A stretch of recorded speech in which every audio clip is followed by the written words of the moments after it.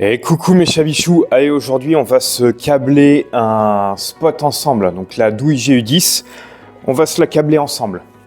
Donc là, j'ai du dégainage de masse à faire, donc j'ai une pince automatique, une Jokari qui est vraiment très pratique et ça permet d'aller beaucoup plus vite que l'autre pince. L'autre pince, je l'ai au quotidien, comme ça dès que j'ai du dénudage ponctuel à faire, elle est dans la poche, elle est prête à servir. Celle-ci, quand je fais du dénudage de masse, c'est quand même beaucoup plus pratique. Donc pareil pour les boîtes d'encastrement, de dérivation quand on est au tableau.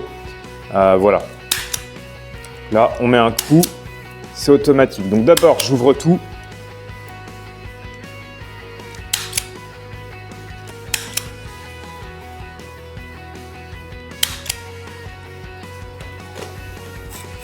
Alors, moi, ce que je trouve dommage avec la plupart des douilles GU10, j'en ai pas trouvé.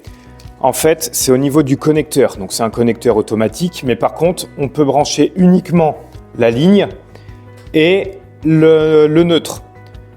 Il n'y a pas la terre. La terre, il faut la connecter à part avec d'autres connecteurs automatiques, ce qui est dommage. Si les trois pouvaient être reliés dessus, même si la terre ne sert absolument pas sur la douille GU10, ici, c'est pas grave, au moins tout est connecté dans le même et tout est dans la boîte de dérivation qui est ici. Voilà. Bon, c'est pas le cas, tant pis, on fait avec, je mets des connecteurs en plus, c'est pas un problème. Donc là, j'enfonce mon premier câble. J'ai au préalable donc dénudé d'1 centimètre. J'enfonce donc mes deux câbles. Alors ici, malheureusement, il est impossible de faire rentrer l'enveloppe du R2V à l'intérieur de la boîte de connexion. Voilà, ce qui est vraiment dommage, parce que du coup, ça aurait permis de garder une protection jusqu'au bout. Mais c'est pas le cas. Donc là, on les met bien côte à côte, sinon la surépaisseur fait qu'on ne peut pas fermer la boîte. On la clipse, et ensuite, il ne reste plus qu'à connecter les deux terres ensemble. Donc là, je prends un Wago. Wago, Vago, ça commence par W. Hein, on dit un wagon, on ne dit pas un wagon. Alors, je vais dire un Vago. Voilà. Donc, je mets mon Vago de 2 entrées ici. Puisqu'effectivement, c'est de la marque Vago. Très bonne cam. Je fais pas de pub là. Allez. Et voilà. Du coup, c'est connecté, c'est prêt. Après, une fois qu'on est prêt, il n'y a plus qu'à rentrer tout ça, venir mettre la plaque du spot et puis voilà, on met son ampoule et puis basta, ça rentre.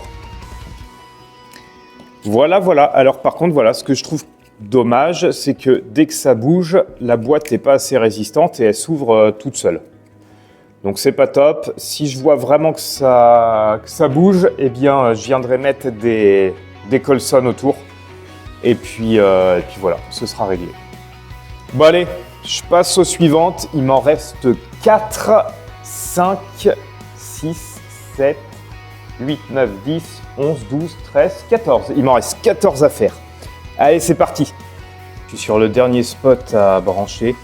Donc la terre, je viens redétailler un petit peu ça. Donc la terre, la norme NFC 1500 dit que même si elle n'est pas utilisée sur les luminaires, elle est obligatoire dans le circuit.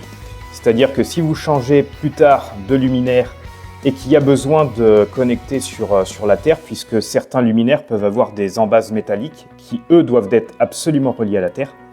Donc le câble, il ne faut surtout pas le couper, le fil, il ne faut surtout pas le couper, il doit être présent.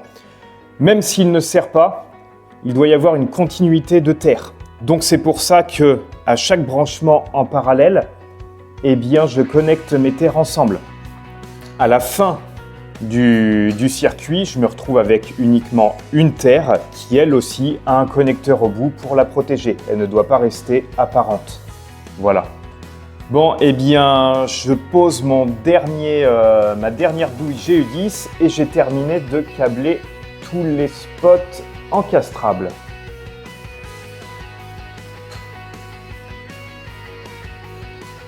J'ai hâte de voir le résultat final une fois qu'il y aura toutes les ampoules.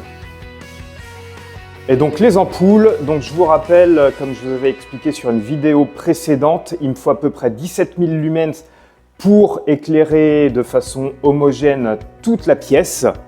Donc il faut compter entre 200 et 300 lumens par mètre carré pour avoir un éclairage optimal.